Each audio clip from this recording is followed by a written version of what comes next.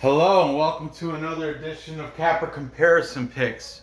I'm Ranj and today I'll be giving you the final main card fights for UFC 265. Be sure to check out all the fights preceding these ones that I covered throughout the week. Starting all the way from the early prelims right up to yesterday. I finished off with, don't even remember. It's been so many fights. But anyway, let's get into this. Yes, tomorrow I will be doing right before weigh-ins because tomorrow's family vacation start feeling, and we have to travel outside of the state. We're going to medieval times on Saturday, but we're going to the hotel tomorrow and we got to travel, so I'll be leaving right as the weigh-ins start. So prior to that, I'm going to be doing a Nora! Oh my goodness. Can I? Go, please. I'm going to be doing a live stream discussion going through the card with Vlad from UFC Celebrities and Classics, the Bulgarian Cowboy. So be sure to tune into that tomorrow. Be in the chat, 9 o'clock-ish Eastern Time. Okay, so let's get into this. Welterweight, we got this banger between Vincente Luque, the Silent Assassin, and the Maverick, Michael Chiesa. Vincente Luque is coming off a nice win against Tyrone Woodley, where he Darce choked him round one. And he trains out of Sanford MMA. I think he's almost exclusively a training partner to Gilbert Burns. Michael Chiesa, he used to train out of Spokane, Washington, out of Sick Jitsu, but now he's down at Syndicate MMA down in Vegas. That's right. This is one of those striker versus grappler fights. It's going to be an interesting one.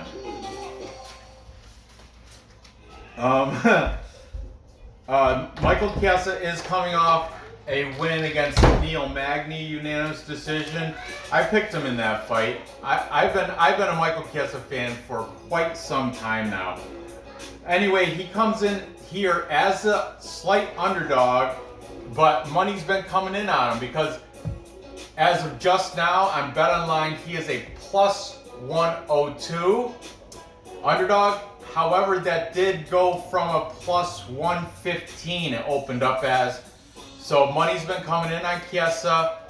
Luque was a minus 140. Now Vincente Luque is minus 122. So that moved up almost 20 points also. Thus showing again that money has been coming in on Michael Chiesa. Let's see what these handicappers have to say on this for this situation. Okay, we've got we'll start out with the favorite, Vincente Luque. We've got E-Money. I guess he had a horrible week last week. I think he won only 2 fights. He only predicted 2 correct fights last week. Therefore going, 10 and... Well, he had that one draw, so you really can't count that one. So, but still, he went 2, 9 and 1 or something. 2, right? No. 9, 10. How many fights were there? 10? 11? It doesn't matter. He only won 2 fights last week. But anyway, he's taking Luque here, KO in the first. He had his suit jacket on and his glasses, his serious glasses, which I think just made him look less serious when he had those tinted, they're kind of like sunglasses, and his sports coat over t-shirt saying, "I smell a clean sweep." You know what? He says, "I smell a clean sweep" every single weekend. So, anyway, I love E-Money. He's great. So, he's taking Vincente Luque. Then over here, we've got Schroeder MMA Bets. You're as tall as me. On my knees. Schroeder is taking Michael Chiesa. Nora, I'm trying to do a video, please. He does the 5-star comparison, and his comparison, he got Chiesa. However, he is not betting it, but that's the way he's leaning for his pick. Then over here we've got from Australia, SE UFC predictions. Oh, that's a mouthful, right? And the Australian gentleman is saying SE UFC Pred is saying Luque by KO. Then we've got what's going on? Bleed MMA. Bleed MMA is saying Chiesa by decision. Now I forget who it was. I don't know if it was Bleed or also taking Chiesa is Brady from DFS by the numbers. But one of these guys, might have even been Schroeder, I don't know, but somebody here, or it might have even been a different capper that I didn't write down the thing, but I heard Chiesa has an inside line where he can pretty much handpick his opponents. Like his agent, or whoever his agent is, gets to choose who Chiesa, because I guess gets to choose who Michael Chiesa gets to fight, and he kind of matches them up. I don't know if that's true, but I did hear from somebody that Chiesa does get to handpick his opponents, or his manager does, or something like that. Then we got taking Vincente Luque, both the brothers from Fight Night picks, Matt and Craig. So that's 2 picks, Matt and Craig Allen. So that edges out the capper majority in the favorite Vincente Luque, because we got 1, 2, 3, 4, 1, 2, 3. You know, barely edges out. However, I'm biased here because I don't get me wrong, Vincente Luque is great. I am a big fan of Vincente Luque, but I'm a bigger fan of Michael Chiesa. I've been a fan of Michael Chiesa since, I don't know, back in the I want to say back in his UFC Ultimate Fighter days. I want to say. I don't know. I liked him ever since he came out. He started out. So I'm gonna take Chiesa here. I think you know what? DFS Brady. He has the stat diggers with Uncle Weezy, and in that Uncle Weezy exposed every fighter that goes against Chiesa does not land punches. Even the ones that are known to strike. If you look at significant strikes against Chiesa, they're like, I can't name the exact names and match them up to the numbers, but it's like 27 strikes. This is for the whole fight. 35 strikes, 40 strikes, 42 strikes, 25 strikes, 19 strikes. I remember he was going through and listing all of his opponents and all their significant strikes. The guy's got great striking defense. He might not have the volume output. I think when it comes to output, yeah, definitely Luque has way more volume. I think he's like something like I'm taking these out of my ass, but I think Luque is somewhere around 5 strikes a minute to Chiesa's 2 point something. But still, Chiesa's strike defense, he just doesn't get hit. You know why? Because he's very aggressive with the takedowns. He's a grappler, and he keeps going for the takedowns. If he does get you down, he can't keep you down, you pop back up, he'll take you down again. He's non-stop with that stuff. I love it. I like his style. I'm taking Chiesa to get this by a decision victory. And moving on. Banger. That's a banger. Man, looking forward to this card. Next we've got, another banger. Legendary Jose Aldo Jr. Jose Aldo is taking on Pedro, the young Punisher Munhoz. Jose Aldo is coming off a win against Marlon Chito Vera by unanimous decision. He trains out of Nova União, that is in Brazil. He's got a 1-inch height and 5-inch reach advantage over Munhoz. Jose Aldo, he's been in this show for so long, killing it over it. I remember watching him WEC days with and he was destroying everybody, just phenomenal. His pro debut was in 2004. 2004, that was back in my Philadelphia days, before most of you guys were even born. Anyway, that's not true. Not most of you guys, but a couple of you I know. Pedro Munhoz, his pro debut was in 2009. He's coming off a great win against Jimmy Rivera, unanimous decision win there. He's training out of Black House MMA with the likes of Brian T. City Ortega. Nova União, you know who trains out of there? One of my favorite guys, Muslim Salikov, the karate guy. He's got like some crazy amount of kickboxing fights. I want to say like some phenomenal number, like 200 or something. Anyway, also Matthias Nicolau, who's fighting Tim Elliott in October. But that's for Aldo. As for Munhoz, like I said, Black House MMA, Brian Ortega, T-City. T-City's fighting Alexander Volkanovski September 25th. Looking forward to that. People already talking about that one. Little interesting fact with the age, both these guys are 34 years old. Munhoz being slightly older by 3 days. And it's weird because you look at Pedro Munhoz and you look at Jose Aldo, and it looks like Jose Aldo's older by like a good 5 to 7 years, if just appearance-wise. But that's how long he's a veteran. He's war-torn. He's been through some battles. He's taken some damage. Keep that in mind when you're making your pick here. Pedro Munhoz, like I said, 3 days older, but 4 years later as a pro. Another interesting fact about Pedro Munhoz, never been finished, never been knocked out, never been submitted. All 5 losses come by way of unanimous decision. I think I'd throw that in there. Frankie Edgar was his last loss, and that was a split decision. Okay, let's see what the cappers have to say about this. Starting with the favorite in Jose Aldo. Look at these lines moved quite a bit too.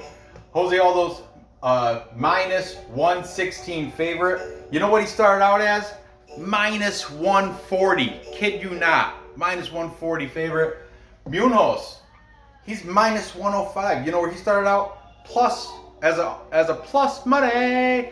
Plus 115 Munhoz started out. Now he's at minus 104. Aldo minus 116. It's showing a ton of money's been coming in on Munhoz to move that by what? Move his line by 11. Move his line, Aldo's line by like 30. 30 or 24. I don't know. I'm not that good at math. You'd think I would be good being Asian, though, but anyways, my wife's the math teacher. So we got Aldo, legend, man, legend. We're gonna start off with him since he's the favorite. Taking Aldo, we've got What's Going On, Bleed MMA. Bleed is great. I am a patron of his. Then taking Pedro Munhoz, we've got Brady from DFS. By the numbers, he's saying Munhoz by decision. Then we've got the Fight Night Pick Brothers. They're split on this. I love when they disagree. The younger brother, Matt, is taking Aldo, and his older brother, Craig, is taking the young Punisher, which is not that young anymore, 34. He should just change his name to Punisher, because 34, you're creeping out of your prime, buddy. And people are saying Aldo's already past his prime, which I kind of agree. He's like his best years are behind him, but don't count the guy out. He's still got good fights left in him for another solid couple years, I think. I would assume. I don't really know how much damage he's taken throughout his career. So it's tough to, and it's hard to tell that, but people are saying, like, even his leg kicks, he used to throw his leg kicks fierce with a lot of, but one of those fights he had, he like cracked his foot or broke it or something, and ever since then he's been real like skittish on throwing the leg kicks. Doesn't throw them like he used to. So that's like just one specific area where he's declined his low leg kick, his calf kicks and whatnot. He doesn't throw as many as he used to. Pedro Munhoz, on the other hand, loves throwing them. Probably throws more than anybody in the whole UFC in the bantamweight division. That's, debatable. I don't know the exact stats, but the guy loves throwing leg kicks. I think leg kicks will come into play in this matchup. I don't know. Then we've got also taking Jose Aldo, E-Money. E-Money also taking Aldo. Remember, serious E-Money. He was serious. Then we've got SE-UFC predictions.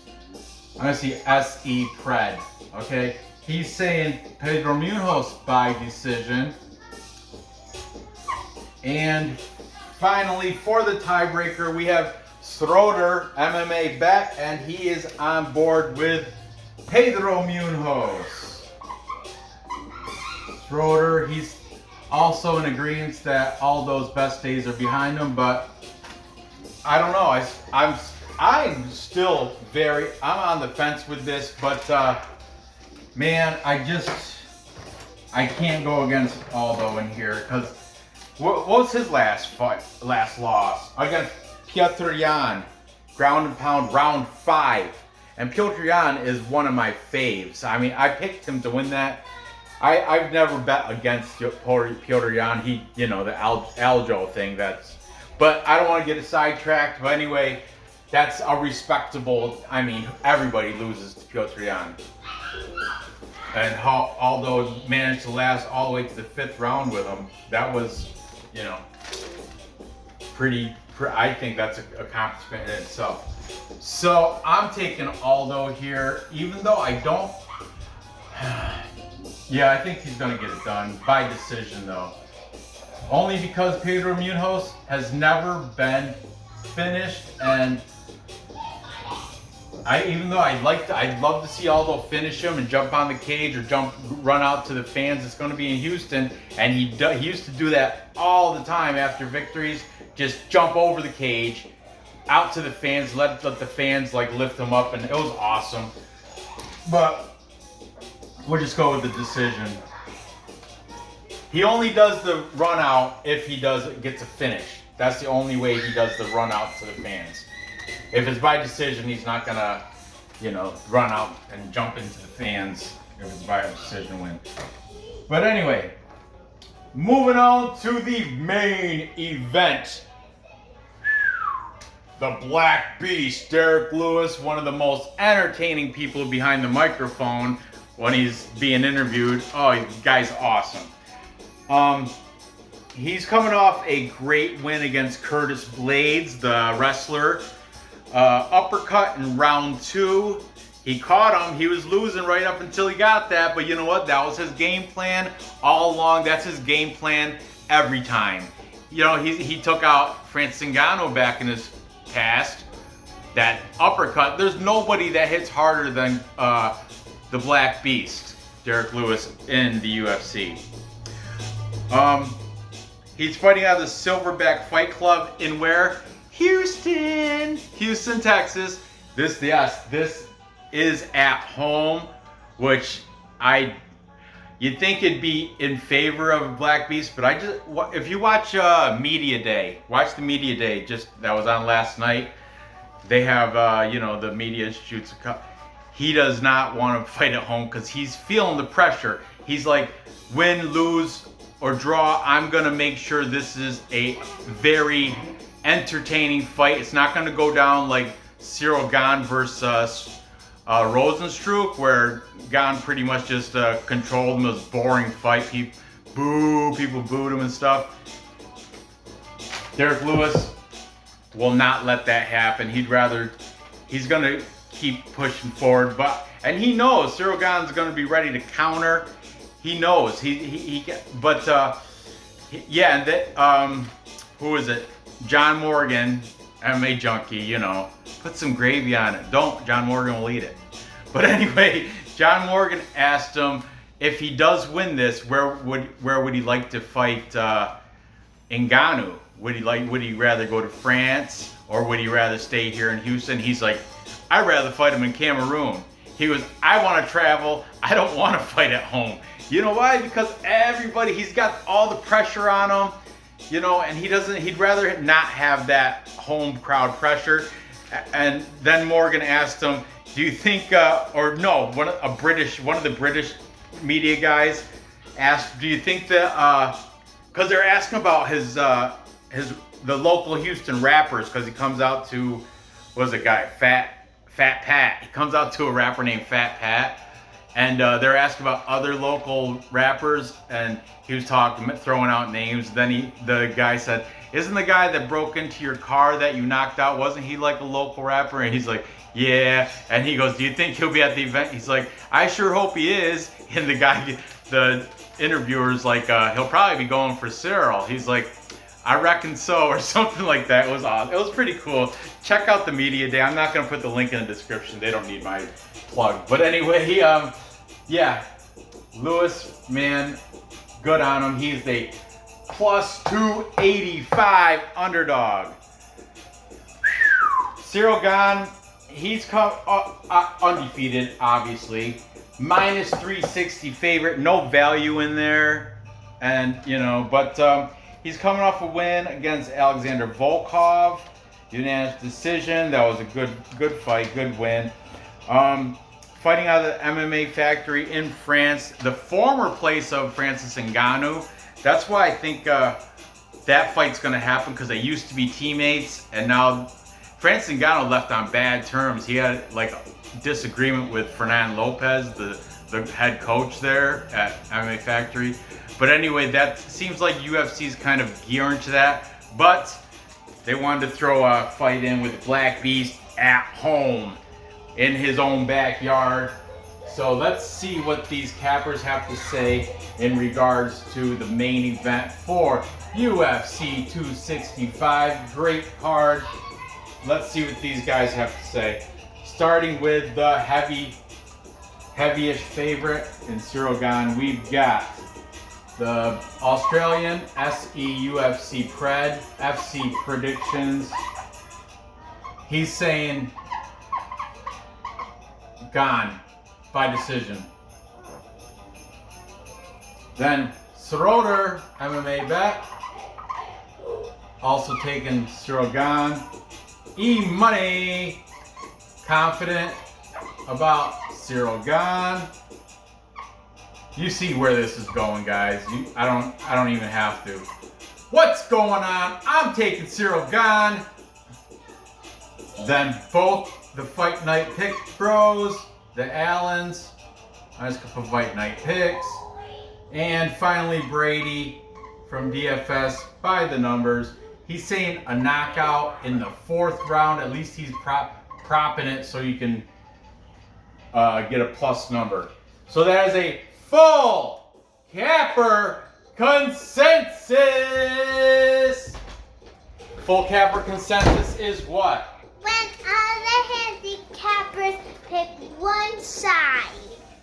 Yep, and in this case, everybody that I watched for this show is taking Ciryl Gane. A lot of them have him as a short lock of the night.